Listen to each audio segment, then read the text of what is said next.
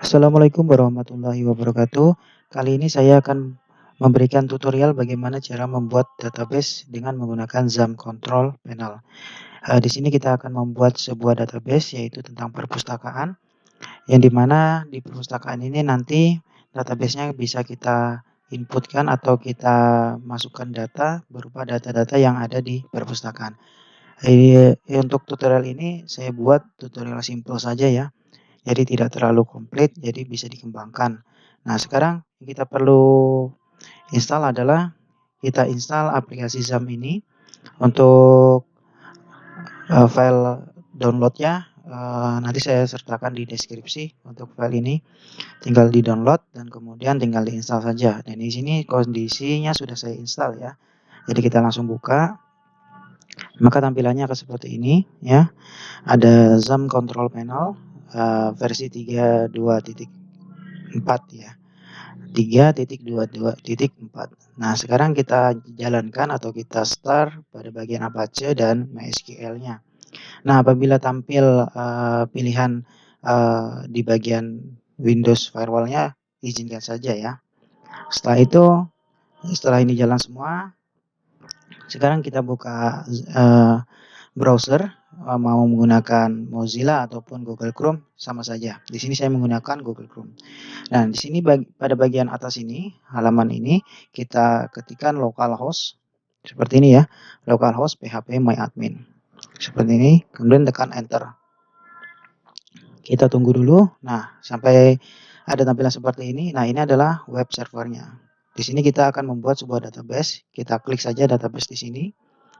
Kemudian kita beri nama di sini adalah perpustakaan. Ya, perpustakaan ini. Kemudian kita klik create. Maka secara otomatis pada bagian sini sudah muncul sebuah perpustakaan, database perpustakaan, gitu ya. Kemudian kita akan buat tabelnya. Di sini kita akan buat tabel, ya, pasti adalah data buku ya, data buku. Kemudian ada berapa kolom yang kita gunakan. Di sini saya akan menggunakan ID buku, kemudian nama buku, jenis buku, kemudian tahun buku dan penulis. Berarti ada 5 kolom. Di sini akan saya tambahkan atau saya ganti dengan angka 5. Setelah itu kita lari ke sini, kita klik go. Nah, di sini akan kita isi fieldnya. Di sini akan saya isi dengan ID saja. Biarkan integer, kemudian ini saya akan tulis nama buku seperti ini dengan tipe data adalah varchar. Kemudian tipe buku, nama bukunya saya bikin 30 untuk length atau panjangnya. Kemudian saya tulis di sini adalah jenis buku. Kemudian ini juga saya buat varchar dengan panjang ya sama 30 juga, nggak masalah. Kemudian tahun, ini adalah tahun buku. Dalam penulisan ini ya, dalam penulisan bagian ini tolong diperhatikan. Nanti ini berkaitan tentang bagaimana cara kita memasukkan file data atau data-data kita dengan menggunakan PHP atau file PHP. Nah, di sini saya buat penulis. Jadi besar kecilnya ini sangat berpengaruh nanti pada saat kita menggunakan PHP-nya, file PHP-nya seperti itu. Nah, setelah itu di bagian ID saya bikin AI atau auto increment. Kemudian ini adalah sebuah primary key.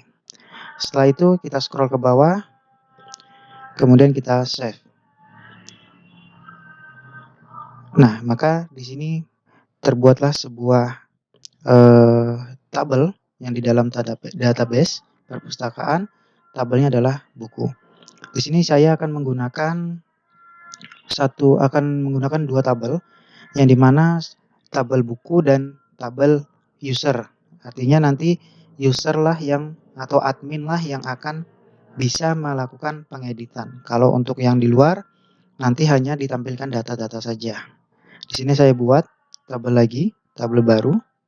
Bisa dengan cara klik di sini. Kita buat lagi. Kita masukkan nama tabelnya adalah user. ya, user. Kemudian di sini ada 1, 2, 3, 4 kolom. Kalau merasa kurang kolomnya bisa ditambahkan tergantung berapa kolom. Kemudian kalau secara default itu ada 4. Seperti ini kalau membuat langsung di new sini. Tapi cara seperti ini tidak bisa tidak bisa dihapus gitu.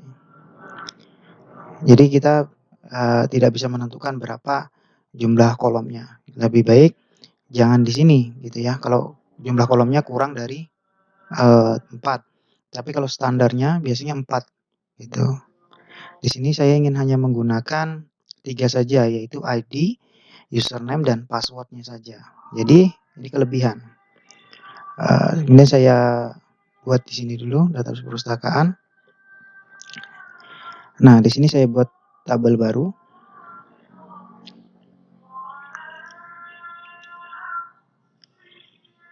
Nah, ini saya buat tabel baru, tabel user dengan jumlah kolom 3. Seperti ini. Kemudian saya klik go. Nah, sini saya beri juga ID juga sama. Kemudian lengthnya biarkan kosong. Kemudian sini adalah user name. Dan yang di sini adalah password. Username-nya saya buat varchar 30 juga. Dan ini juga varchar 30 juga. Kemudian auto increment, primary key, dan kemudian klik save.